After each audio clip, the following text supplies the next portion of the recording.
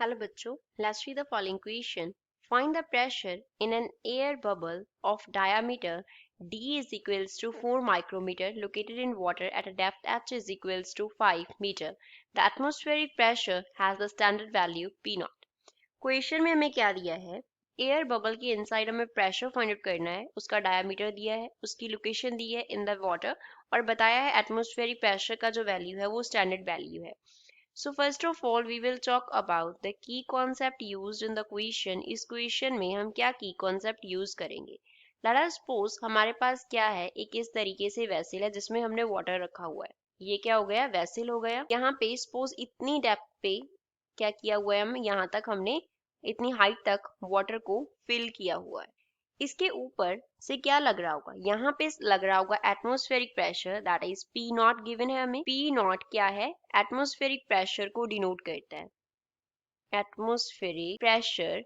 And इसका जो value है वो कितना होता है हमारे पास, 1 एटमॉस्फेयर के इक्वल होता है और we can write 10 raise to power 5 pascal होता है. अब जो हमें एयर बबल दिया गया वो कहीं यहाँ पे है, उसका जो डेप्थ है यहाँ पे इतना, वो कितना दिया है हमें, h is equals to 5 metre.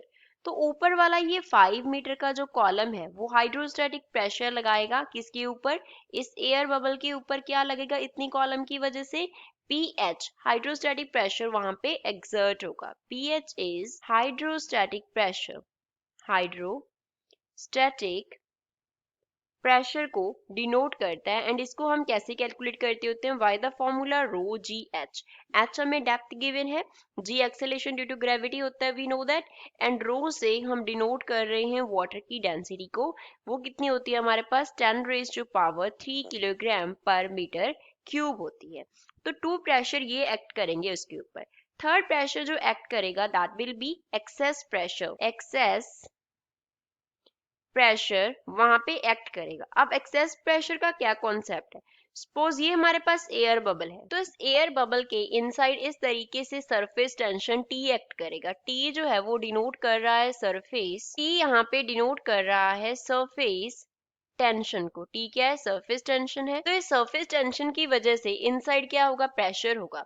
तो इनर सरफेस पे जो प्रेशर है इनसाइड मींस इनर जो प्रेशर है उसका वैल्यू क्या होगा, डिफरेंट होगा.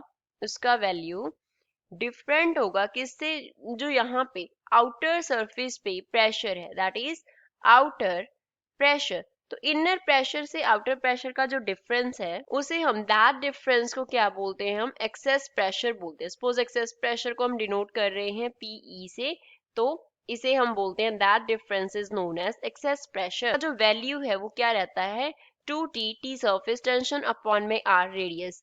R जो है वो क्या डिनोट करता है, रेडियस को डिनोट करता है. क्वेश्चन में हमें D डायामीटर गिवन है, तो रेडियस क्या होता है, डायामीटर अपॉन 2 होता है. तो यहाँ से एक्सेस प्रेशर को हम क्या लिखेंगे, वी विल राइट 2 इंटू, हमारे पास क्या हो जाएगा, 2 ऊपर चला जाएगा D वाला, इंटू क्या आ गया, T अपॉन R. तो T अपॉन D, यहाँ पे क्या आएगा, D आएगा. So we will use the value PE is equals to 4T upon D. तो P नॉट प्रेशर एक्सर्ट हो रहा है, हाइड्रोस्टैटिक प्रेशर एक्सर्ट हो रहा है, एंड एक्सेस प्रेशर जो है वो एयर बबल पे एक्ट कर रहा है. तो टोटल जो प्रेशर होगा वो क्या होगा, इन तीनों का हम प्लस कर देंगे. P naught atmospheric pressure, hydrostatic pressure plus excess pressure. अब यहाँ पे वैल्यूज फिल कर देते हैं. P is equals to P naught as it is आ गया, PH is rho GH plus PE is 4T upon D के इक्वल है. तो अब टेंशन T जो है फॉर वाटर वो हमारे पास कितना होता है, 0.075 एंड इसके यूनिट्स क्या होते हैं, न्यूटन पर मीटर. ये सरफेस टेंशन का हमारे पास वैल्यू आ गया. D का जो वैल्यू है वो कितना गिवन है, 4 micrometre, that is 4 into 10 raise to power -6 metre given है.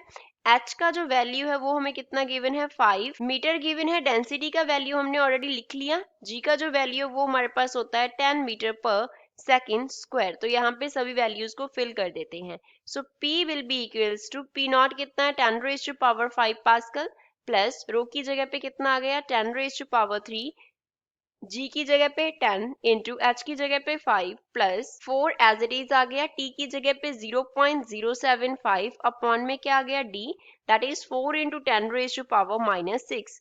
तो यहाँ से हम P को क्या लिख सकते हैं, we can write P is equals to 10⁻5 आ गया, प्लस इस टर्म से क्या आ गया 5 इंटू 10⁻4 आ गया, प्लस 4 से 4 कैंसिल हो गया तो 0.075 इंटू 10⁻6 हो गया। तो यहाँ से P इज इक्वल्स टू 10⁻5 को एज इट इज रख लिया, प्लस सेकेंड टर्म को हम 0.5 लिख लें तो यहाँ पे क्या आ जाएगा 10⁻+ प्लस का 5 आ जाएगा। इसी तरीके से इसे अगर हम 0.75 लिख लें तो क्या रह जाएगा 10⁻5 रह जाएगा।